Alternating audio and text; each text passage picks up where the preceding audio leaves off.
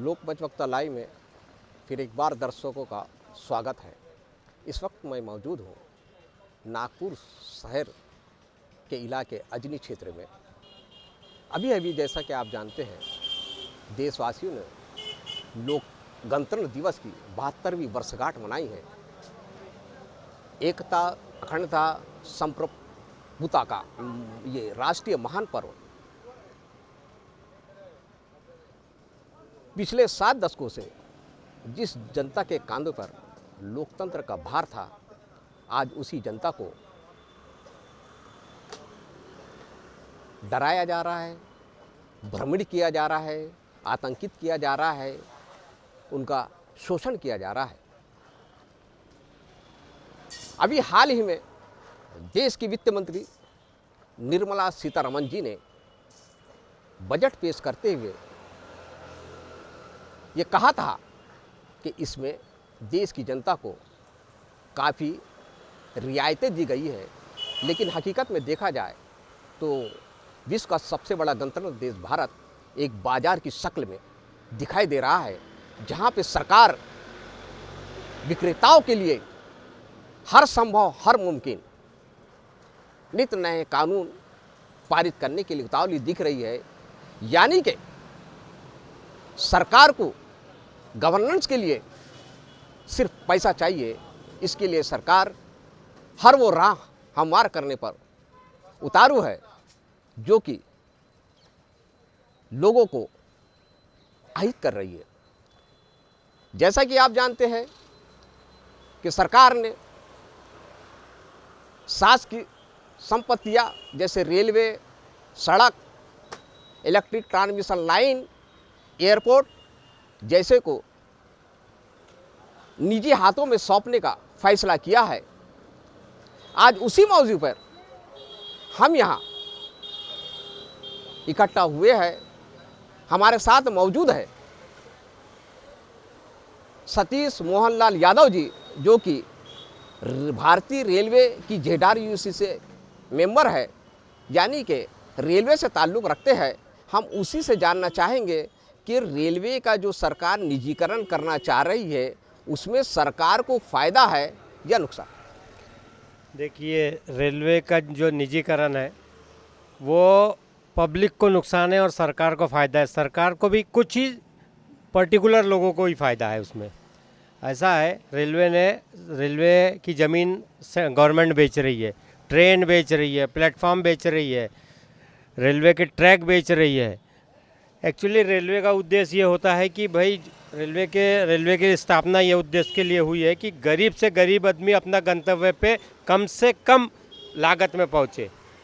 जब से लॉकडाउन लगा हुआ है, गवर्नमेंट ट्रेन नहीं चला रही थी, जितनी पैसेंजर ट्रेन थी वो सब नहीं चल रही थी।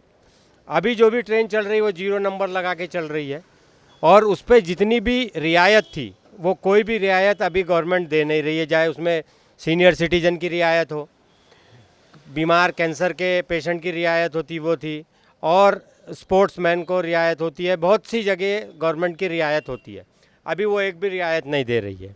दूसरा यह है कि गवर्नमेंट बोलती थी कि पैसेंजर ट्रेन चलने से हमको 75% नुकसान होता है।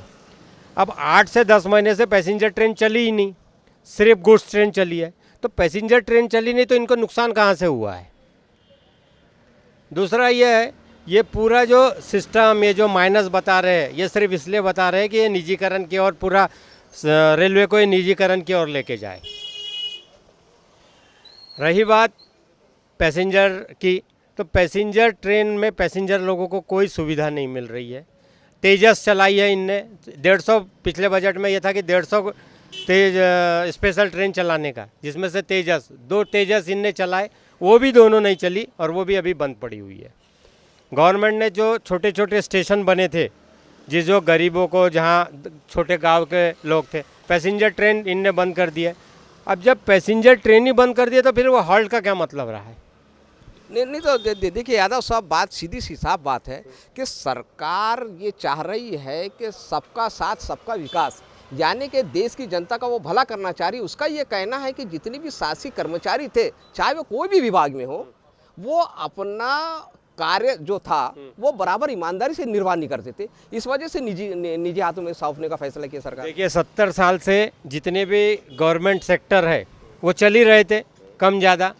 इनने 7 साल में कौन सा गवर्नमेंट सेक्टर बना लिए, ना एक कॉलेज बनाए, ना इनने एक इंस्टीट्यूशन खड़ा किए, ना कोई भी इनने गवर्नमेंट में कोई सेक्टर खड़ा नहीं किया, सिर्फ बेच रहे हैं।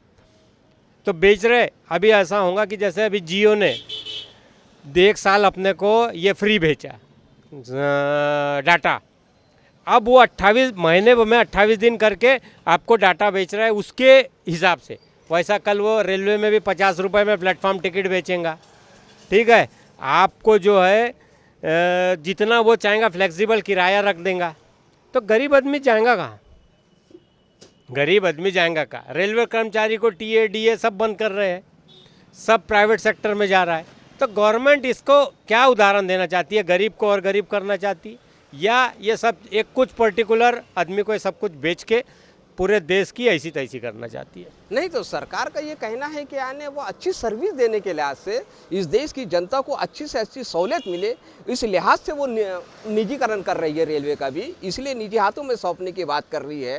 तो इसमें आप एक आम जनता को क्या है, उसमें तो कोई नुकसान नहीं है। ऐसा है 10% ही लोग जिनके पास पैसा है, 10 से 20% पकड़ लो, उनको बहुत सहूलियत की ज़रूरत रहती है, वो पैसा दे के सहूलियत खरीद सकते।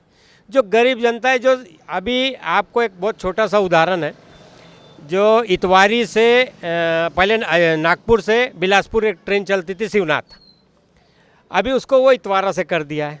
शिवनाथ एक ऐसी ट्रेन है जिसमें 36 यानी एमपी का सबसे गरीब वर्ग चलता है। एमआईडीसी से उसको इतवारी आने को 300 रुपये लगते हैं, 300 से 400 रुपये, और इतवारी से उसको अपने बिलासपुर जाने को 175 रुपये लगता है। तो कहाँ से गरीब का फ़ायदा हो रहा है?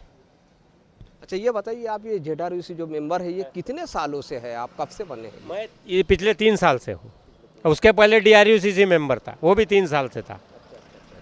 तो यानी ये जवाबदारी का जो निर्वाह कर रहे हैं आप, जो सरकार ने जो दी है, ये सरकार का एक सब्सिडरी जिसको बोला जाए, आपको कैसा महसूस कर रहे हैं, कैसा लग रहा है? नहीं, एक्चुअली हमको जो काम है वो पैसेंजर से रिलेटेड, पैसेंजर इम्यूनिटी से रिलेटेड है। तो हमारा तो उद्देश्य यही है भैया, सरकार हमको जो नॉमिनेट किया हुआ है कि भैया पैसेंजर को कितना फ़ायदा हो सके और पैसेंजर की कितनी परेशानी है उस पर आप डिस्कस करो। अब पैसेंजर को भाई, अभी ट्रेनें बहुत चल रही है, तो ट्रेनों का ऐसा है कि भाई अब शिवनाथ का ही ले लीजिए आप, जब ये गरीबों की ट्रेन है, अब इसको एमआईडीसी से इसको बोला जा रहा है कि भैया आप नागपुर से इसको चलाओ, इतवारा से चला रहे हैं। जब इतवारा से आप इसको चला रहे हो तो एमआईडीसी से आदमी इतवारा 400 रुपये दे के जाएंगे और अपने घर 175 रुपये दे के जाएंगे। इसका फ़ायदा, इसमें रेलवे को राजस्व का घाटा हो रहा है। जो लोकल बस वाले हैं, जो बस वाले हैं, ये इसका फ़ायदा उठाते हैं और रेलवे को और घाटे में घाटा होते जा रहा है।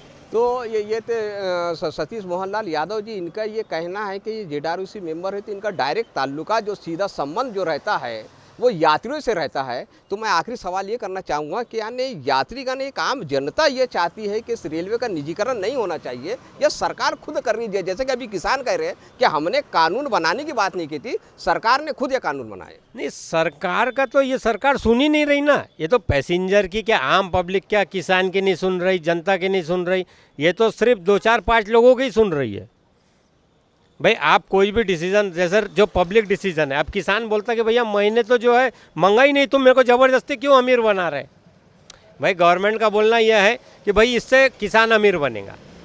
अब किसान बोलता मैंने तो बोला ही नहीं, मैं जहाँ हूँ वहाँ सुखी हूँ, तो तुम काहे को ये कानून बना रहे? वैसा रेलवे का है भाई, पैसेंजर, भाई रेलवे का उद्देश्य यही है कि भाई गरीब से गरीब आदमी अपने गंतव्य पे पहुँचे।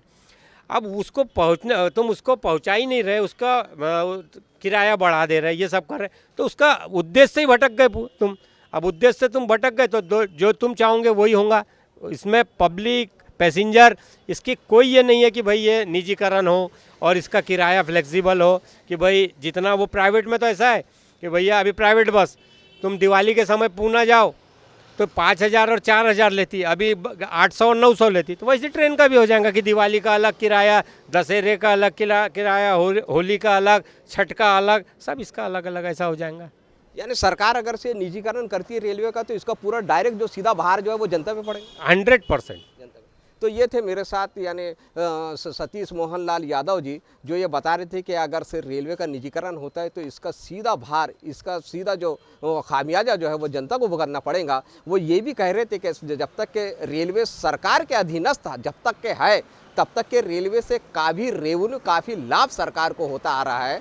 वो ये कह रहे हैं कि रेलवे का जो निजीकरण करने की जो सरकार जो बात कर रही है वो निर्णय सरकार का है, ना कि जनता का है। तो ये थे मेरे साथ सतीश मोहन लाल यादव जी, जिनकी राजनीति जो सफ़र जो है वो यहाँ की एक जो पूर्व कारपोरेटर है जायदा भी नौशेर खान, उनके नेतृत्व में चालू हुई है। वो इन्हीं से, जायदा भी नौशेर खान से ही राजनीति की कखा सीखे हैं। और वो ये भी बताते हैं कि अगर से रेलवे अगर सरकार के अधीनस्थ रहे तो इस देश को काफ़ी लाभ पहुँचेगा। तो मैं अब सतीश जी आपका बहुत बहुत धन्यवाद लोकमंच वक्ता लाइव से संवाद साधने के लिए। अब मैं विदा लेना चाहता हूं इस उद्घोष के साथ। जय भारत, जय किसान, जय संविधान, जय लोकतंत्र।